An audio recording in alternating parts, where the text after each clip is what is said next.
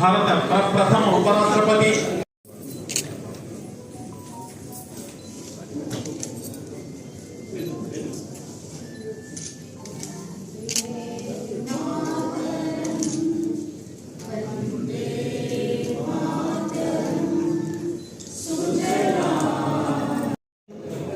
రామ్మోహన్ రెడ్డి గారికి, గౌరవనీయులు తాలూరు శాసనసభ్యులు శ్రీ మనోహర్ రెడ్డి గారికి, కలెక్టర్ గారికి, ట్రైనింగ్ కలెక్టర్ మేడం గారికి, అందరికీ వేదిక పొందిన పెద్దలకు ఈరోజు నేను ఆడికెళ్ళి ఈడికెళ్ళి వచ్చినట్టే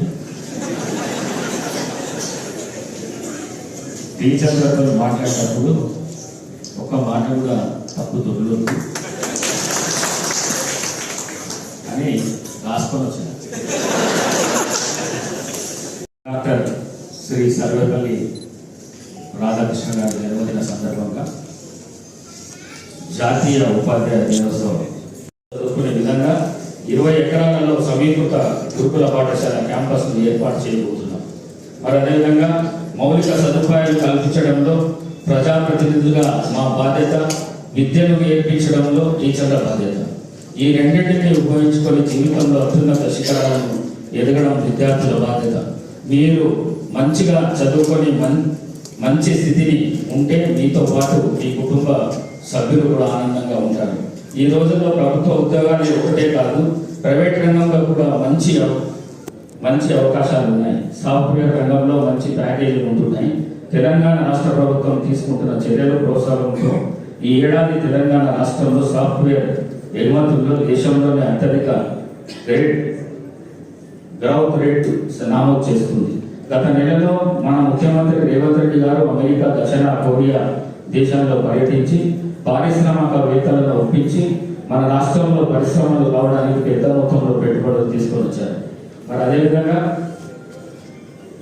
ఈ పరిశ్రమల ఏర్పాటుతో యువతకు వేలాది కొలువు ఉద్యోగాలు లభిస్తాయని, మరి ఇలాంటి చదువు ఇంటికి వెలుగు నేడు బాలులతో పాటుగా బాలికలు కూడా అన్ని రంగాల్లో సమానంగా పోటీ పడుతున్నారు.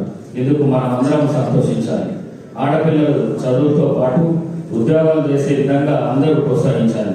ఇంతకు మించి కార్యక్రమాన్ని ఏర్పాటు చేసిన జిల్లా విద్యాధికారి సిబ్బంది మరి మనస్ఫూర్తిగా వారందరిని అభినందిస్తూ మీరందరూ క్రమశిక్షణతో మంచిగా చదువుకునే జీవితంలో ఉన్న స్థాయికి చేరాలని మనస్ఫూర్తిగా కోరుకుంటూ ఉత్తమ ఉపాధ్యాయులుగా ఎన్నుకున్న వారికి మనస్ఫూర్తిగా శుభాకాంక్షలు తెలియజేస్తూ మరొకసారి ఈరోజు రేపు రాజకీయాలు ప్రభావితం చేసే శక్తి కూడా మీకే ఉంది. మరి ఇంతకుముందు మాట్లాడిన రామ్మోహన్ రెడ్డి గారు చెప్పారు, ఈరోజు ఈ రాష్ట్రంలో ఈ ప్రభుత్వం రేవంత్ రెడ్డి గారి ప్రభుత్వం దానికి కారణం దాంట్లో మీది కూడా ఉందని చెప్పేసి ఎందుకంటే నేను నా ఎలక్షన్లో నేను చూసిన నాతో పాటు చాలామంది టీచర్లు ఆహ్లాదితులు కృషి చేసిన నా విజయం చేసిన టీచర్లందరికీ మనస్ఫూర్తిగా వారిని అభినందిస్తూ, మరి అదేవిధంగా మీ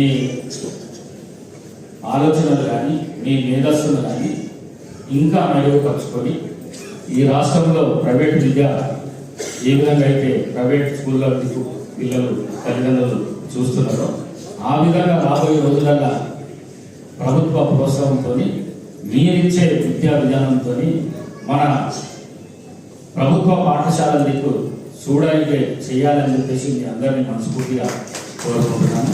మరి అదేవిధంగా మొన్న త్రిసభ్య కమిటీ చేసిన ఈ రాష్ట్ర ముఖ్యమంత్రి గారు చదువు మీద చాలా పెద్ద ఎత్తున అధ్యయనం జరుగుతున్నది. చాలా పెనుమార్పులు తీసుకొని రావాలని రాష్ట్ర ప్రభుత్వం ఈ రాష్ట్ర ముఖ్యమంత్రి గారు అనుకుంటున్నారు. హెల్త్, విద్య ఈ రెండింటిలో కూడా ప్రాధాన్యత చాలా ప్రత్యేకత తీసుకురావాలి.